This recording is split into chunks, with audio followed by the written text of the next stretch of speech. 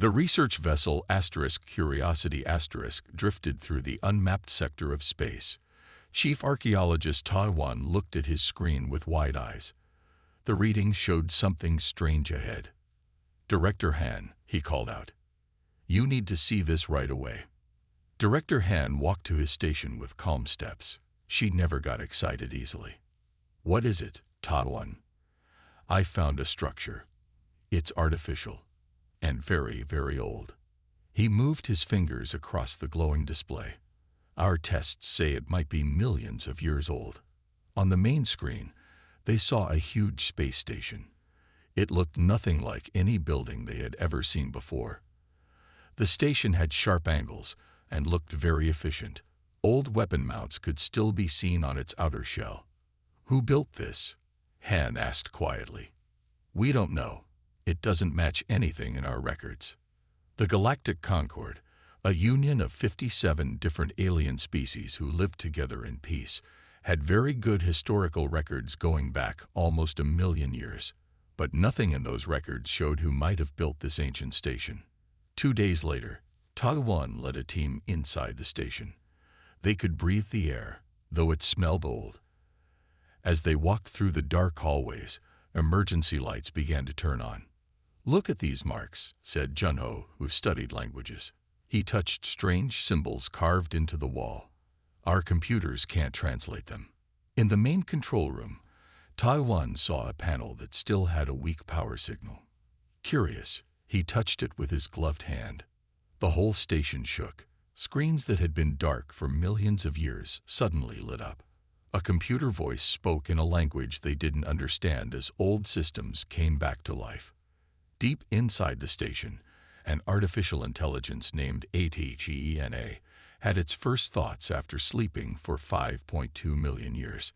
It sent a simple message to all its systems. *status report*. The answer started a process that had waited for ages. *awakening sequence initiated*. All across the galaxy, hundreds of similar stations got the signal and began to wake up. The exploration team stepped back in alarm as more lights came on. The floor under them vibrated slightly. "We should leave," said one of the team members. "No," Taiwan said firmly. "This is the greatest discovery in Concord history." More screens activated around them. Strange symbols flowed across the displays. Then, to their surprise, the symbols began to change, shifting into recognizable Concord standard text. "It's learning our language," Junho whispered. "From our equipment, it's analyzing our devices." A hologram appeared in the center of the room. It showed a beautiful spiral galaxy with thousands of small points of light blinking on across its arms. "Those are more stations," Han said. "They're everywhere." The computer voice spoke again, this time in broken Concord standard. "Systems, online. Network, connecting. Fleet status, unknown." "Fleet." Taiwan looked at Han with concern. Before anyone could respond, a section of wall slid open, revealing the hidden room. Inside was a sleep pod, frosted over with age. Through the cloudy surface, they could make out a humanoid figure. "Is that a person?" Junho asked. The pod began a defrost sequence, steam rising from its surface. On the Curiosity, Captain Su received an urgent message from the Concord High Command. "Captain, we're getting reports of massive energy spikes across the galaxy. Ancient structures are activating everywhere." Su frowned. "How many?" "Thousands, maybe more. And Captain, some of them are moving." Back on the station, Taiwan watched as the sleep pod completed its cycle. The cover slid open with a hiss. Inside lay a being that looked almost like many Concord species, but different in subtle ways. The being's eyes opened. They looked around in confusion, then focused on the exploration team. "How long?"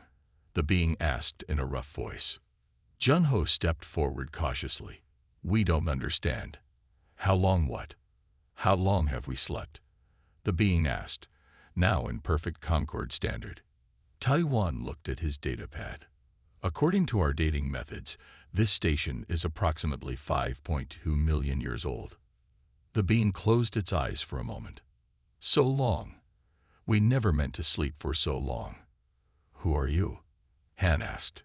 I am Commander Du, Human Fleet. And you have just awakened the most powerful military force this galaxy has ever known. The team fell silent. Humans were just myths, stories told to children about the mysterious beings who supposedly came before all known civilization. Humans aren't real, Junho said. They're just old legends. Commander Du smiled sadly. We were very real, and now we are again. The station shuddered more violently. Through the viewport, they saw massive engines igniting on the station's lower section. What's happening? Han demanded. This is a command hub, Du explained. It's preparing to rejoin the fleet. What fleet? Taiwan asked. The Human Defense Fleet.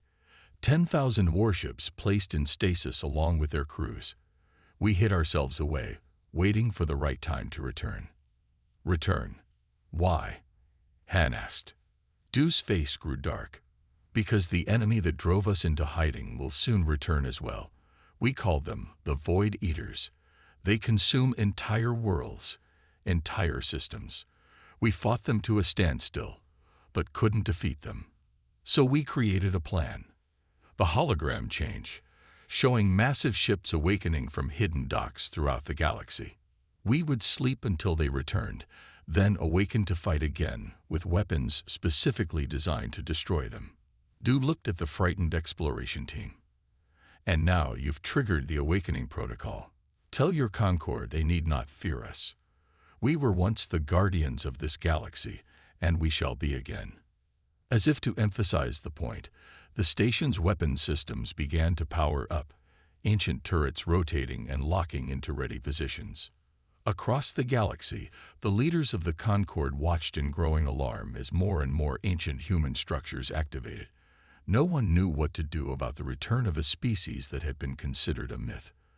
A species whose technology, even after millions of years, far outmatched anything the Concord possessed. The galaxy trembled, not knowing whether these returning humans were saviors or conquerors. Supreme Chancellor Keiho could not believe what he was seeing. Emergency reports filled his screen, coming in from all parts of Concord space. Strange structures were activating everywhere. Ancient stations, defense platforms, and huge shipyards that had been hidden or mistaken for natural space formations. How did we miss these? Keiho demanded, pushing back from his desk. Admiral Song stood nearby, her face serious and worried. They were designed to be missed, sir. The camouflage technology is far beyond anything we understand. What do they want? Keiho asked, rubbing his temples. We don't know yet, but the energy readings show they're preparing for something big. Keiho called an emergency meeting of the Concord High Council.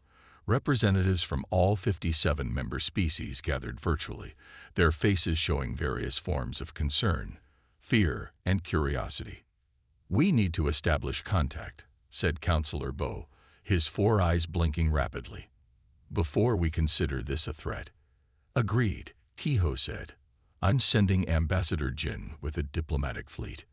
Ambassador Jin was chosen for her calm demeanor and exceptional skills in first contact situations. As her ships approached the station, where the activation had first begun, she tried to quiet her racing heart. We're receiving a communication request, her communications officer reported. Jin took a deep breath. Accept it. A figure appeared on the bridge, a hologram of a woman. Jin studied her with fascination. The being was bipedal with no outer shell or exoskeleton. All her sensory organs were concentrated on the front of her head. She wore a uniform of unfamiliar design. I am Athene, artificial tactical humanistic entity for navigational assistance, the figure said in perfect Concord standard. I speak for the human fleet. Who addresses us? Humans? Jin repeated softly. The word felt strange to say. I am Ambassador Jin of the Galactic Concord, representing 57 peaceful species. You do not recognize the term humans, Athene observed. How curious. Humans once ruled this galaxy. Jin felt cold despite the warm temperature of the bridge. The Concord had legends of ancient beings who came before known history. The architects, the forerunners, the old ones. Different worlds had different names for them, but humans appeared in no official records. "Please explain," Jin requested. Athena's hologram gestured, and the bridge filled with star maps and historical images. 5 million years ago, humans were the dominant species in this galaxy, Athena explained. We had colonies on thousands of worlds. We built the network of transit gates you still use today. Jin's eyes widened. The transit gates were ancient technology that no modern species claimed to have built. They allowed fast travel between star systems and were considered a natural resource. When faced with an extragalactic threat called the Void Eaters, humans constructed massive defense systems. Athena continued. Most of the population entered stasis chambers to sleep until the threat returned. Some humans stayed awake, Athena said. They maintained the watch, passing down stories of their sleeping kin. But over millions of years, those stories became legends, then myths. And now, Jin asked. Now, the sleepers awaken. The Void Eaters approach once more. Jin sent an urgent message back to Concord headquarters. Within hours, she was joined by military observers and scientific experts. The news spread quickly through Concord space, causing both fear and wonder. "We need proof of this threat," said General Mu, who had arrived with reinforcements. "I will provide all available data," Athena replied. "But time is limited. The human fleet requires coordination with your forces if we are to survive what comes." On the third day of negotiations, a historic moment arrived. The first awakened human leaders were ready to meet with Concord representatives. Jin prepared carefully, studying the cultural briefings Athena had provided. The meeting took place on neutral ground, a Concord station positioned near the ancient human command hub. Jin waited nervously with her team as the human shuttle docked. When the doors opened, 5 humans walked out. They wore simple gray uniforms with different colored markings. Jin was struck by how similar they looked to several Concord species, yet distinctly different in subtle ways. "I am Fleet Commander Kang," said the lead human. "With me are division leaders Chu, Sun, Yun, and Bin." Jin performed the formal Concord greeting. "The Concord welcomes you back to the galaxy." Commander Kang smiled slightly. "We never left. We merely slept." The initial meeting was tense but productive. The humans shared historical records and detailed information about the Void Eaters, entities that existed partially in another dimension and fed on matter and energy from our universe. They consumed 17 star systems before we developed effective weapons against them, Commander Kang explained. "We forced them to retreat, but knew they would return. Our scientists calculated it would take approximately 500,000 years. Yet you slept for over 5 million, Jin noted. "A miscalculation we're still trying to understand," Kang admitted. "Something interfered with our awakening protocols." As days passed, more human ships and stations activated. The Concord population watched with mixed feelings as massive warships moved into defensive positions throughout Concord space. Some saw the humans as saviors, returning to fight an ancient enemy. Others feared them as potential conquerors using a made-up threat as an excuse to take control. "Why should we believe this threat exists?" demanded Counselor Tad during a heated session. "We have no evidence beyond their claims." "The evidence is being processed," Jin replied. "Their historical records are extensive." Meanwhile, deep space monitoring stations began detecting strange distortions at the edge of the galaxy. Scientists couldn't explain the readings. Ambassador Jin toured the human flagship Resolute with Commander Kang. The technology she saw was both advanced and ancient, like nothing in the Concord. "Your people fear us," Kang observed as they watched Concord news broadcasts. "Can you blame them?" Jin asked. "Mysterious warships appearing throughout our territory," controlled by a species we thought was myth. We don't want conflict with the Concord, Kang said firmly. Humans protected this galaxy once. We intend to do so again. Before Jin could respond, alarms sounded throughout the ship. Kang rushed to a communication panel. What is it? He demanded. Long-range sensors have confirmed it, sir, came the reply. Void signature detected at the outer rim. The first scouts have arrived. Jin felt her blood run cold. The threat was real. Kang turned to her, his face grave. Ambassador, please inform your leaders. We've run out of time for debate. The Void Eaters have returned, and all life in this galaxy is now at risk. As Jin rushed to send the message, she realized the galaxy had changed forever. The ancient human fleet had awakened, and with them came both hope and fear. The coming days would determine if the 57 species of the Concord could trust these returned protectors, and if together they could face the darkness approaching from beyond the stars. Commander Jin opened her eyes slowly. Soft blue light filled the small chamber around her. Her mind felt fuzzy, and her memories were coming back piece by piece. The stasis technician named Min stood nearby, watching her vital signs on a screen. Welcome back, Commander, Min said with a small smile. The sleep protocol worked as planned. Jin tried to speak, but her throat hurt. How long? She finally managed to ask. Min looked down for a moment. The original plan was for 500 years. And how long was it actually? She asked, noticing his hesitation. The fleet has been asleep for 5.2 million years, Commander. Jin just stared at him. She couldn't understand such a huge number. It was too big to make sense. HFY stayed partly awake during this time, Min continued. The watch kept our history alive, but they've changed over time.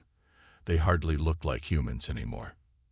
Jin was one of the first officers to wake up on the flagship Prometheus *. As she got better, she learned how much the galaxy had changed during humanity's long sleep. New intelligent species had evolved, built their own civilizations, and formed something called the Galactic Concord. None of these new species knew humans were real. They thought humans were just stories.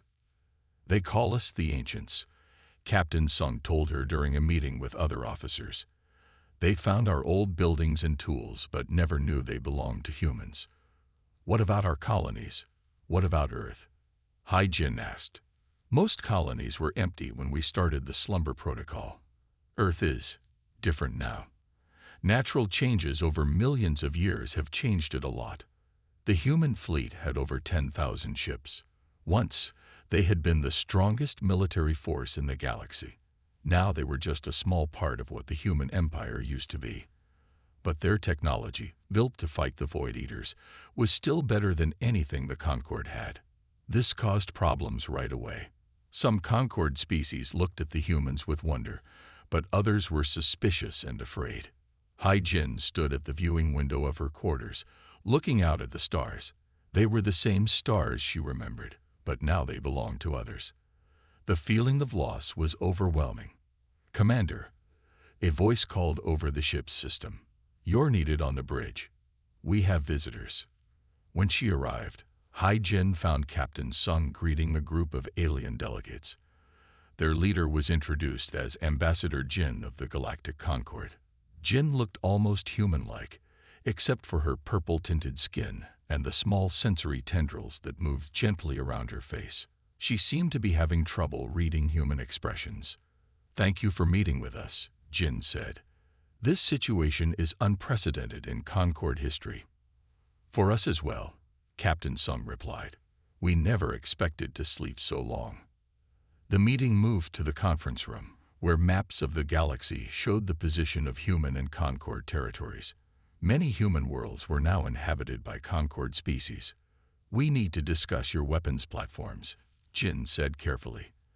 The Concord Council is concerned. Your defense systems alone could destroy our combined fleets. We didn't build them to threaten you. Jin spoke up. We built them because what's coming is worse than anything you can imagine. Jin looked skeptical. We've received your data about these Void Eaters, but many council members believe it's just a story to justify your military presence. Hai Jin asked for permission to show something to the ambassador. Captain Sung nodded. Nene, please show the Harvest of Proxima recording, Hai Jin requested. The lights dimmed, and a three-dimensional image appeared above the table. It showed a star system with several planets. Then something strange appeared at the edge of the system, a dark, shifting mass that seemed to bend the light around it. This is historical footage from the First Void War, Hai Jin explained. Watch what happens to the third planet. The dark mass extended tendrils toward a blue-green world. Where the tendrils touched, the planet simply ceased to exist, like it was being erased bit by bit. They don't destroy, Hai Jin said quietly. They consume. Matter, energy, even space-time itself. They feed on it. Jin watched in horror as the planet disappeared completely, leaving nothing behind. How do you fight something like that? She whispered. With great difficulty, Captain Sung replied. We developed phase-shift weapons that could push them partly out of our reality. It was enough to drive them back, but not defeat them completely. After the meeting, Hai Jin led Ambassador Jin on a tour of the Prometheus *. They walked through corridors where more crew members were being awakened every hour. Your people must feel very lost, Jin observed. We're soldiers, Hai Jin replied. We focus on the mission. And what is your mission now? The same as it was 5.2 million years ago. Protect the galaxy. They stopped at a large window overlooking a hangar bay. Workers were preparing fighter ships and checking weapon systems. The Concord has known peace for thousands of years, Jin said. Many of our species have never experienced war. They don't understand why we would need your weapons. They will understand soon enough, Hai Jin said grimly. Our long-range sensors have already detected disturbances at the edge of the galaxy. The Void Eaters are sending scouts. Later that day, Hai Jin visited the ship's medical bay. Hundreds of stasis pods were lined up, each with a sleeping human inside. Doctors were carefully waking them one by one. How many are we reviving? She asked the chief medical officer. All combat personnel first, he replied. That's about 60% of our total population. And the rest? Scientists, engineers, colonists. We'll wait them after we've secured the situation. Hai Jin nodded and walked among the pods. Each contained a person who, like her, had gone to sleep expecting to wake in 500 years. Instead, they were being born into a galaxy that had forgotten them. That night, unable to sleep, Hai Jin asked HFY to show her images of Earth. The AI displayed views of her homeworld as it now existed. Continents shifted, oceans changed, but still recognizably Earth. Are there humans there? She asked. A small population, HFY replied. Descendants of the Watch. They remember their origins, but have adapted significantly to the planet's changes. Hai Jin touched the image of the blue planet. We will protect you again, she promised softly, no matter what it costs. As if in answer to her words, alarms began to sound throughout the ship. The captain's voice came over the comm system. All personnel to battle stations. Long-range scouts have confirmed void activity in Sector 12. This is not a drill. Repeat, this is not a drill. The ancient human fleet was about to face its old enemy once again. The Concord research vessel Empirical floated near a massive human defense platform. Lead engineer Du Young looked through the viewport with wide eyes. He had been studying the platform for 3 days and still couldn't believe what he was seeing. The power source works in ways we've only dreamed about, he told his team as they gathered data. Their material science is centuries ahead of ours. Do Young sent his findings to the Concord Science Directorate. The most amazing thing is that this technology still works perfectly after millions of years, he reported. We design our best ships to last maybe a century. All across Concord space, more human ships woke up every day. This made many people nervous. Concord military experts ran tests that showed human weapons could easily defeat Concord defenses in any battle. But the humans didn't seem interested in fighting or taking over. They focused on waking up their defense network and finding other humans who had stayed awake during the long sleep.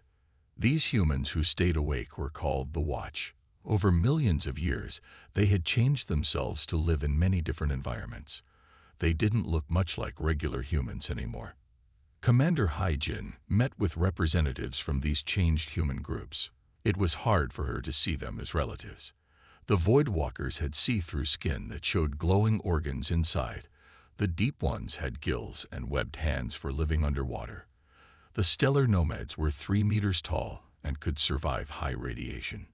Despite looking so different, they all shared one goal: getting ready for the return of the Void Eaters.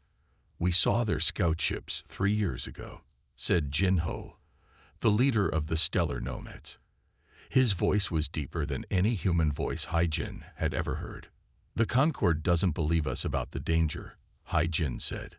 "They think we're making up this threat to explain why we have so many weapons. They will believe when they see," Jin Ho said with a grim face. That time came sooner than anyone expected. At the edge of Concord space, sensors detected strange distortions.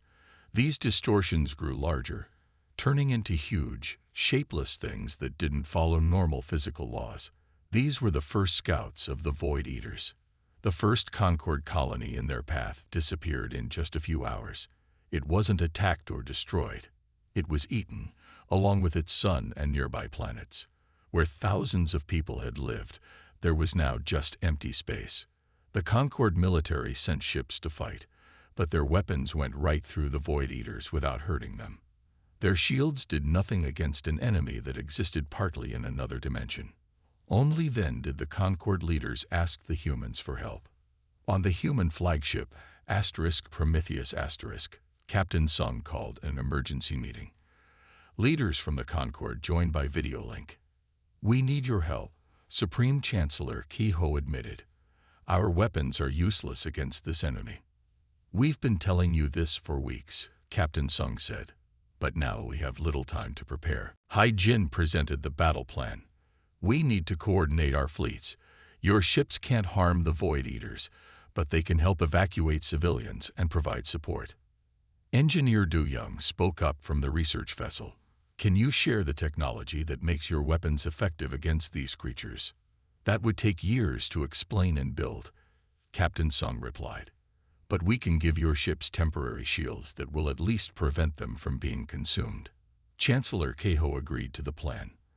The Concord would follow human leadership in this crisis. Over the next week, human technicians installed special devices on key Concord ships. These wouldn't let them fight the Void Eaters, but would keep them safe for a short time. Meanwhile, Hai-Jin met with Jin Ho and leaders from other Wash groups to coordinate their forces. Over millions of years, they had developed their own ways to fight the enemy. "My people can sense the weak points in their dimensional anchor," Jin Ho explained. His people's evolution had given them the ability to perceive things in other dimensions. The Deep Ones had created weapons that worked underwater, but could also disrupt the Void Eaters' feeding process. "We'll need all these skills," Hai-Jin said. "The Void Eaters have probably evolved too." 3 days later, the first major attack came. A Void Eater scout, larger than the others, appeared near a busy Concord colony world. The human fleet moved to intercept, with Concord ships providing support. Hai-Jin commanded a strike team from the battleship Defiant *. As they approached the Void Eater, she saw it clearly for the first time. It looked like a tear in space, with darkness flowing out like liquid. Around its edges, reality itself seemed to bend and distort. "Target the anchor points," she ordered her weapons officer. "Fire phase torpedoes on my mark." The torpedoes shot from the Defiant *, glowing with strange blue energy. When they hit the Void Eater, parts of it became solid for a moment, forced fully into our dimension. "All ships, concentrate fire on the solid areas," Hai-Jin commanded. The combined fleet fired everything they had. The Void Eater seemed to shriek. Though no sound could travel through space, parts of it burned away under the assault. But it fought back. Tendrils of darkness reached for the Concorde ships. One tendril touched a cruiser, and the ship simply vanished, along with its crew of 300. Hai-Jin's eyes narrowed. "Fire sequence, Alpha 6, she ordered. "Push it back into its own dimension." Special weapons fired from multiple human ships, creating a field of energy around the Void Eater. It struggled against the field, but slowly began to collapse in on itself. With a final flash of darkness, it disappeared, not destroyed, but forced back to where it came from. The battle was won, but at a cost. 3 human ships and 5 Concorde vessels were lost, and this was just one scout. After the battle, Du Yum boarded the Defiant to study the weapons systems. Hai-Jin found him staring at the phase torpedo launcher with a look of wonder. "How does it work?" he asked. "It creates a field that forces everything into a single dimension," she explained. "The Void Eaters exist in multiple dimensions at once. That's why normal weapons don't hurt them." "And this technology came from where?" "From the First Void War," Hai-Jin said. "We had to develop it quickly as our worlds were being consumed." Do-Young nodded slowly. "Now I understand why you went to sleep with such powerful weapons. You were waiting for this enemy to return." "Yes," Hai-Jin said. "And this is just the beginning. Their main fleet will be here soon." That night, leaders from the human fleet and the Concorde met again. The mood was somber but determined. The Concorde representatives no longer doubted the human warnings. "We need to prepare all worlds for possible evacuation," Chancellor Kehoe said. "And we need to learn everything we can about fighting these Void Eaters." "We'll share what we know," Captain Sung promised. "And together, we'll stand against them." As the meeting ended, Hai-Jin looked at the star map showing the galaxy. Small red dots marked where Void Eater activity had been detected. The dots were getting closer to the core worlds. The ancient knowledge of humanity had awakened just in time. But would it be enough to save the galaxy once again? The Great Fleet gathered at Nexus Point, a place where many space routes met. Thousands of Concorde ships joined with the awakened human armada. Together they waited for the enemy. The Void Eater vanguard approached. It looked like a moving mass of twisted space that ate everything it touched. Stars dimmed as it passed. Planets vanished. On the bridge of the human flagship Prometheus Fleet Admiral Jihu spoke to commanders from all species. His face showed the weight of command. "Our weapons work against them, but only for a short time," he explained to the gathered leaders. "The Void Eaters exist partly in another dimension. Our special torpedoes can force them fully into our space, but only for moments. To beat them permanently, we must hit their anchor points, the places where they connect to our dimension." Commander Hai-Jin stood on the bridge of her ship, the Intrepid *. She would lead a strike team to deliver the special weapons while the main fleet distracted the enemy. "All ships, prepare for battle." Admiral Jihu's voice came through the comm systems. "Remember your training. Remember what we fight for." The Void Eaters moved toward the waiting fleet. They looked like holes in space, darker than the blackness around them. Where they passed, nothing remained. The Concorde ships fired first. Energy beams and missiles flew toward the enemy. But the weapons passed through the Void Eaters without effect. The beams simply disappeared into the darkness. Then the human fleet revealed their ancient weapons. Phase shift torpedoes shot from their ships. Where they hit, they tore through reality itself. For brief moments, parts of the Void Eaters became solid, forced fully into normal space. "All ships, fire on the solid areas," Hai-Jin ordered. The combined fleet concentrated their attacks. Now their weapons worked. The Void Eaters seemed to shrink back, parts of them burning away. But they fought back. Dark tentacles reached out for the ships. When a tentacle touched a vessel, it didn't explode or break apart. It simply vanished, along with everyone aboard. Matter and energy absorbed into nothingness. On the tactical display, Hai-Jin watched as ships disappeared one after another. The battle was not going well. The Void Eaters were adapting to their attacks. "We need to hit the main anchor point," she told her crew. "It's the only way to force them to retreat." Her tactical officer, Hyun, looked up from his screen. "Commander, our sensors have found it, but the delivery range is too close. Anyone who takes the warheads there won't survive." Hai-Jin nodded. "Plot the course. I'll take us in." Before she could give the order to move, Admiral Ji-Hoo's voice came through the comm. "Commander Hai-Jin, we've found multiple anchor points. Your plan will work, but we need to hit all of them at the same time." Across the battlefield, other human commanders volunteered for what they knew would be one-way missions. These were people who had already lived through the end of their world once before. They had slept for millions of years to face this enemy again. Hai-Jin guided the Intrepid toward her target.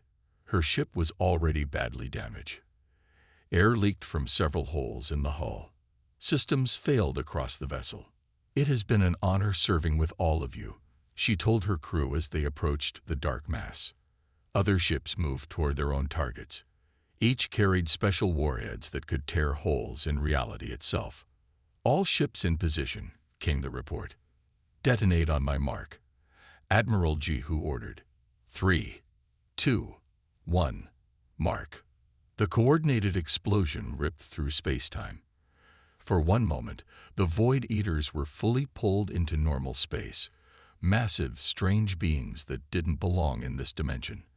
They appeared as mountain-sized creatures with too many limbs and features that human minds couldn't process.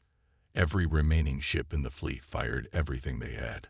The Void Eaters, now solid and vulnerable, took the full force of thousands of weapons. They began to break apart. Their forms lost cohesion. With a final surge of darkness, they retreated, dimensional rifts closing behind them. The battle was over. Victory had come, but at a terrible cost. Hundreds of ships were lost. Thousands of lives ended. In the silent aftermath, rescue ships moved through the battlefield, looking for survivors. Among the wreckage, they found escape pods from the Intrepid. Commander Hai-Jin had ordered her crew to evacuate before the final approach. She alone had remained to guide the ship to its target. Somehow, her pod had survived too. She was found unconscious but alive. Days later, the Galactic Concord held a special session. The human fleet was formally recognized as allies and protectors of all species. The technology that had once caused fear now represented hope. Admiral Ji-Hoo, his arm in a medical cast, addressed the council. "This was only their advance force," he warned. "The main Void Eater fleet will arrive within 10 years. We must prepare together." And so the galaxy that had forgotten humanity now looked to them for leadership. The ancient knowledge of humans combined with the new ideas of the Concord species as they worked side by side. On many worlds, children of different species learned new history. The legends of the ancients were true. Humanity had returned when needed most. 1 year after the battle, a memorial was unveiled at Nexus Point. It honored those who had given their lives. Commander Hai-Jin, now promoted to admiral, attended the ceremony. She walked with a cane now, her injuries still healing. She read the simple words carved into the stone in multiple languages. "They sleep no more, and the galaxy trembles not in fear, but in anticipation." Looking out at the stars, Hai-Jin thought about the future. The ancient human fleet had awakened just in time. The galaxy had trembled at their return. But now, all species would stand together against the darkness that waited beyond the stars. When the Void Eaters returned with their main force, they would find not a divided galaxy, but a united one, ready to fight for survival once more. The end.